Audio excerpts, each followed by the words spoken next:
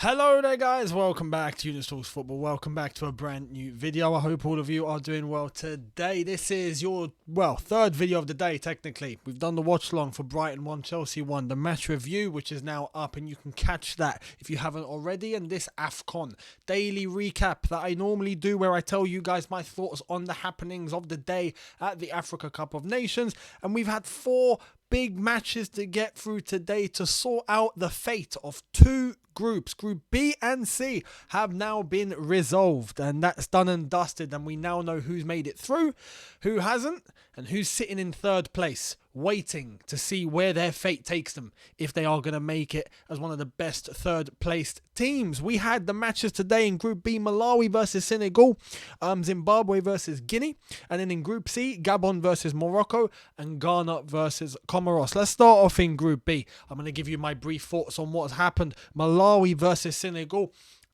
Again, credit to Malawi. This today is a very big day. You know, it backs up what's been going on in this tournament, but it also backs up to the fact that there is no small team in Africa anymore.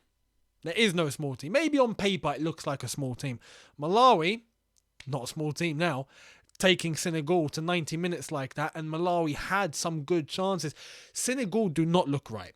They don't look right. And I understand they've had some players missing, but the way that they are playing, they have somehow managed to make it through top of the group based on a 95th minute penalty, and that's it.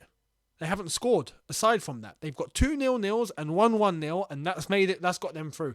Have to say, they managed to get the job done, and fair play to Senegal for that, obviously, but they are nowhere near the same level that they showed in 2019. And Malawi took them and put the sword to them. They really did put the sword to them, and fair play to Malawi. They were unlucky to actually get a goal and win the match. If you'd watched it, you would know Senegal actually kind of lucky to end up getting a point out of this game, because Malawi were dominant, especially in that second half where they started to feel a little braver. So fair play to Malawi, getting a point. 0-0. Senegal do top the group though.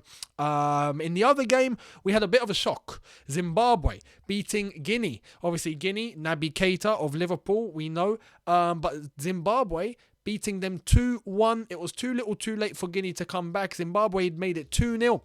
Even very, very early on, with a goal from Masona and a goal from Mahachi, 26th minute and the 43rd minute. Poor defending by Guinea, might I add. There's just some bad defending, very bad defending, but very good finishes. Send Zimbabwe up before halftime, and the gap is maybe a bit too big to try and climb down a little bit. With Naby Keita getting a goal, and it was a great goal on the right hand side of the box, literally just on the outside of it, on the edge. He hits it with his left foot into the top corner. Very Premier League-esque. Very Premier League-esque. Good goal from Naby Keita, but that's all they could bring to the table. Zimbabwe win 2-1. So how does that group finish? Group B is officially done with Senegal finishing top on 5 points, Guinea on 4 points, Malawi on 4 points, and Zimbabwe on 3. So very unlucky for Zimbabwe, of course. Guinea and Malawi sitting with the same points, same goal difference. However, Guinea have the better head-to-head with Malawi, and that's why Guinea take the automatic spot. Malawi are sitting in third and waiting to see how it happens once we finish the group stage. So they're sitting on standby. We'll see what happens. But moving into Group C, and this is where the biggest shock has come in. Obviously, we've had quite a few shocks this tournament so far. But this one, I have to say, is up there with Algeria losing to Equatorial Guinea. 100%, because of the circumstances. Let's start off with the Morocco Gabon game. So Gabon 2, Morocco 2. Gabon going 2-0 up, very deservedly as well. Poor defending from Morocco, might I add. I have to say though, Morocco's goalkeeper, fantastic. Absolutely fantastic. Some of the saves he was pulling off was unbelievable. Unbelievable shot stopping and unbelievable shots from distance. Fantastic saves. So credit to the Moroccan goalkeeper. If I'm not mistaken, Munir. Just to confirm. But Gabon going 2-0 up. Very early on, 21 minutes, Salavina gets the goal to send them 1-0 up. And then later on in the game, in the last 15 minutes of this match, while Gabon are still winning 1-0, Sofiane Boufal puts away a penalty. Should Morocco have had that penalty? When you look back at the replay, probably not. It was the ball that was taken with literally a little tiptoe taking the ball. So I personally wouldn't have given a penalty, but Morocco got it. Boufal put it away in great fashion. 1-1. Immediately after that, 5-6 minutes, an own goal.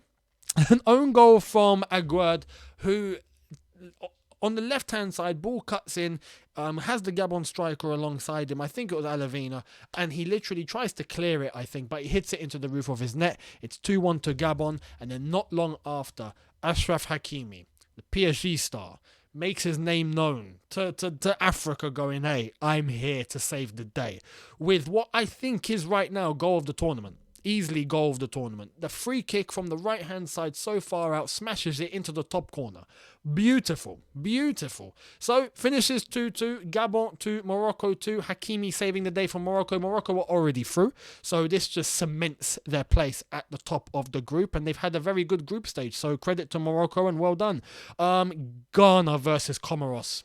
This was the biggest shock of them all, and I can't believe this is what's happened. Not necessarily because I know Ghana haven't been up to it at all. Ghana have been poor. This entire tournament, they've been poor, very poor. But Comoros, and this goes again back to the point that I made at the start of the video. There is no small country in this competition anymore. It doesn't exist. And you know what? I would like to put a challenge out there even for a top European country, because we don't normally see it. A top European country, or top South Americans I think will handle it. Top European country to come for a friendly against one of these African nations in Africa. So playing against whoever, to be honest, especially within Central Africa. Come and play one of those teams for a friendly and see what happens. They don't do it.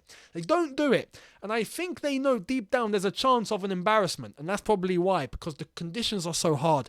And some of these teams that no one really knows about are so physical, and they've got heart.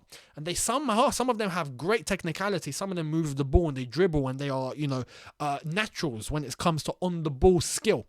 And I think that, they know that there's a chance. Hey, we don't know what we're messing with here. So I have to credit some of these African nations that are popping out of nowhere. Comoros is one of them. Ghana conceding in the first 4 minutes to Comoros with a great goal. Great finish. Poor defending again. 25th minute. Oh, by the way, that goal was scored from Ben Nabuhan. Just to give credit, of course. Andre Ayew gets sent off. Now, was this a sending off? I don't think so.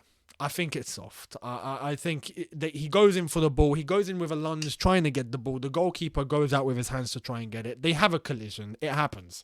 How the referee's gone to VAR to look, and then he's come to Andre Owens, giving him a straight red.